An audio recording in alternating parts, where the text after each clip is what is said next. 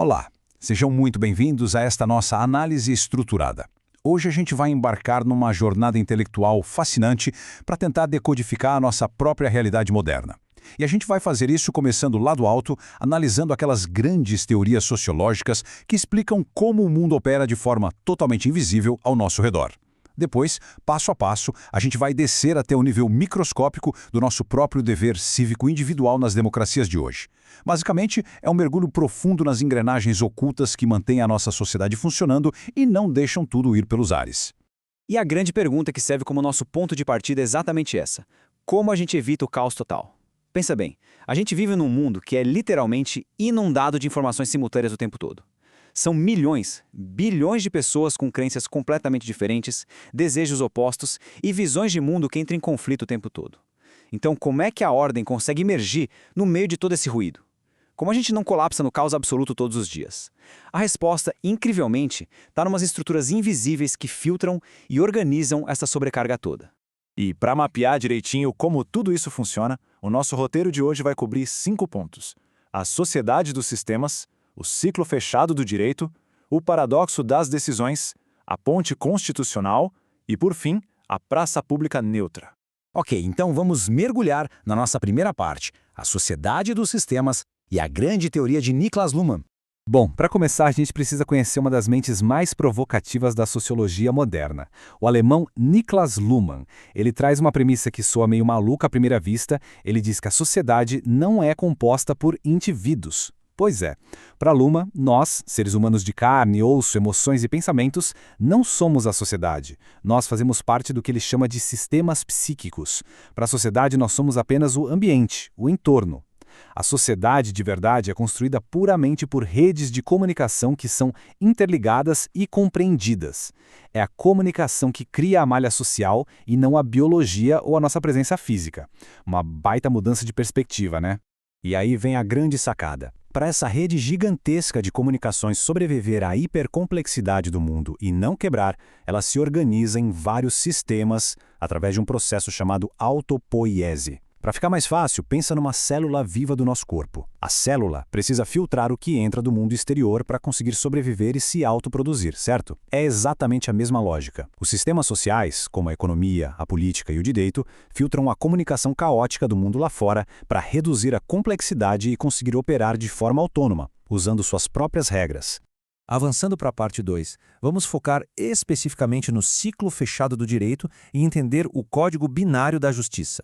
Isso ilustra de um jeito brilhante o porquê de cada sistema ser meio cego para a lógica do outro. Cada sistema opera com um código binário muito rigoroso, feito um software. O sistema jurídico, por exemplo, só consegue ler a realidade através das lentes do direito versus não direito. Ou seja, o que é lícito ou ilícito. Ele não entende lucro ou prejuízo, porque isso é o código da economia. Ele não entende a dinâmica de governo e oposição, porque isso é o código da política. O direito pega tudo, absolutamente tudo que acontece no mundo e traduz para o seu próprio idioma binário para conseguir processar a informação.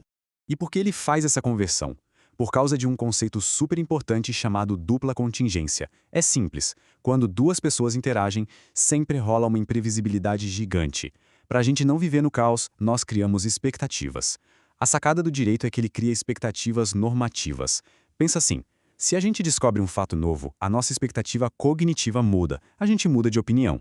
Mas as expectativas do direito são como rocha, elas continuam firmes mesmo quando as regras são quebradas. Se rola um crime, a regra não desaparece, o sistema simplesmente exige uma punição para reafirmar que a regra ainda vale. Só que aí fica a dúvida: se o direito é esse ciclo tão fechado, como é que ele evolui com o tempo? A resposta é através da irritação.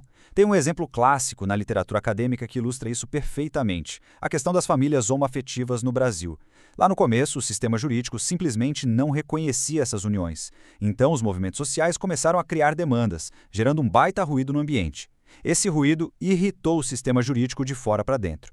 E o direito, sendo fechado, não absorveu a política pura e simplesmente. Ele foi provocado a olhar para si mesmo e, usando as suas próprias regras no julgamento histórico do Supremo Tribunal Federal, ele se adaptou internamente para reconhecer essas uniões. A evolução sempre vem de dentro para fora, como uma resposta a um estímulo externo.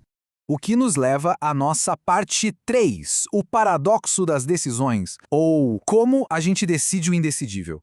Explorando um pouco mais a mecânica de como o sistema atua no dia a dia, o que é fascinante sobre esse estudo de Simeone e Pereira é o que eles revelam sobre a natureza de uma decisão jurídica. Eles apontam que, se desse para aplicar a lei de um jeito totalmente limpo, óbvio e matemático, a gente nem precisaria de uma decisão verdadeira, ia ser só uma repetição robótica. Então, uma decisão jurídica genuína só acontece de verdade quando o sistema dá de cara com uma impossibilidade, quando não tem uma resposta pronta e clara ali na lei. E aí a gente entra numa tautologia profunda, num loop quase infinito. Sabe aquela ideia de que o juiz aplica a lei? Pois é, mas a lei só ganha validade concreta no mundo real porque a decisão do juiz diz que ela tem. É um raciocínio totalmente circular. É paradoxal porque o sistema tenta aplicar o direito a si mesmo sem ter uma base externa inquestionável. Ele cria a decisão e, ao mesmo tempo, justifica essa decisão como se a resposta estivesse lá desde o começo. E como é que a gente sai dessa sinuca de bico na vida real? É aqui que os acadêmicos falam no suplemento, ou o que eu adoro chamar de a metáfora do 12º camelo. A historinha é assim: uma herança de camelos não dava para ser dividida matematicamente entre os herdeiros. Aí vem um sábio, empresta um camelo extra, o 12º camelo, a conta fecha direitinho e depois ele vai lá e tira o camelo de volta. É tipo um truque de mágica para resolver um problema impossível. Juízes fazem isso o tempo todo. Eles puxam valores de fora, tipo princípios morais, religião ou impacto econômico de uma decisão, só para quebrar o paradoxo e conseguir decidir.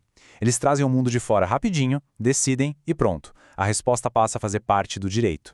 Passando agora para a parte 4, a ponte constitucional, conectando direito e política. Com essa complexidade toda de sistemas fechados tentando lidar com a sociedade, precisava surgir uma ferramenta absoluta para evitar que a política e o direito batessem de frente e destruíssem um ao outro. E essa ferramenta é a Constituição. Ela é o filtro supremo. A Constituição é autológica, o que significa que ela chega e diz: eu sou a lei maior e ponto final. Mas na mesma hora ela submete todo mundo, inclusive ela mesma, a essa regra. É ela que cria uma blindagem para o sistema jurídico, impedindo que os políticos manipulem as leis a bel prazer e determinando quem ganha o carimbo final de lícito ou ilícito. Então, a grande jogada aqui, o ponto crucial de tudo, é o tal do acoplamento estrutural. A Constituição não deixa rolar interferência direta, sabe? Aquele negócio de um político chegar e editar a sentença de um juiz. Em vez disso, ela funciona literalmente como uma ponte de influência mútua. O direito e a política conseguem sentir as vibrações, as pressões um do outro passando por dentro dessa ponte que é a Constituição. E isso permite que ambos se adaptem a esse nosso mundo hipercomplexo sem perderem a própria autonomia e sem virarem uma bagunça só. E, finalmente, chegamos à parte 5, a praça pública neutra, abordando religião, Estado e razão pública. Agora, vamos dar um zoom e olhar para o indivíduo comum, para ver como o sistema dá um jeito de gerenciar tantas verdades morais e religiosas que competem entre si o tempo todo. É aqui que entram os grandes filósofos contemporâneos, como John Rawls e Ronald Dworkin. E o dilema que eles levantam é bem prático. Como a gente garante que as leis de um país sejam justas para todo mundo, se a população tem crenças sobre o universo, a vida e a moralidade que são radicalmente diferentes, às vezes até opostas? Esse desafio gigantesco acontece porque a gente vive numa sociedade de múltiplas doutrinas abrangentes. Basicamente, numa democracia moderna, impera o que se chama de pluralismo razoável. Tem várias visões super enraizadas sobre qual é o jeito certo de viver. O pulo do gato é entender que nenhuma doutrina isolada, seja uma religião específica ou um humanismo totalmente secular, pode ditar as regras para todo o resto, porque se isso acontecer, a gente descamba rapidinho para uma tirania. Para garantir que o Estado continue neutro de realidade, algumas regras históricas foram criadas. Um exemplo super interessante que a literatura analisa é o famoso Teste Lehman, que vem lá do direito americano. Ele coloca umas barreiras bem rígidas. Qualquer lei aprovada precisa ter um propósito secular. Além disso, ela não pode nem promover, nem atrapalhar nenhuma religião. O objetivo é evitar ao máximo que o Estado e a Igreja se misturem, garantindo que o governo nunca patrocine ou imponha uma doutrina específica para a população.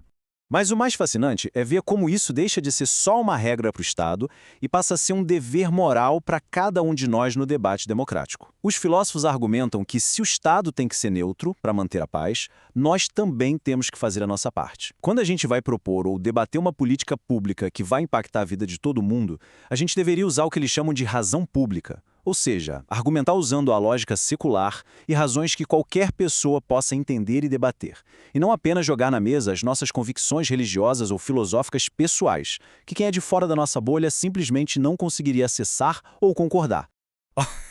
É uma jornada impressionante, não é? A gente começou lá em cima, vendo os sistemas colossais do Luhmann, filtrando toda a complexidade do mundo de forma autônoma, e terminou aqui, no conceito de razão pública do Rawls, exigindo de cada indivíduo uma postura de neutralidade na arena política. Então fica a reflexão para fecharmos. Como é que uma sociedade consegue equilibrar a liberdade das nossas crenças mais íntimas e profundas com a neutralidade absoluta e impessoal que a lei precisa ter para ser justa de verdade? É uma corda bamba gigante que a gente atravessa todos os dias para manter tudo funcionando. Que essa análise sirva de faísca para a gente observar as engrenagens invisíveis do nosso mundo com outros olhos. Até a próxima!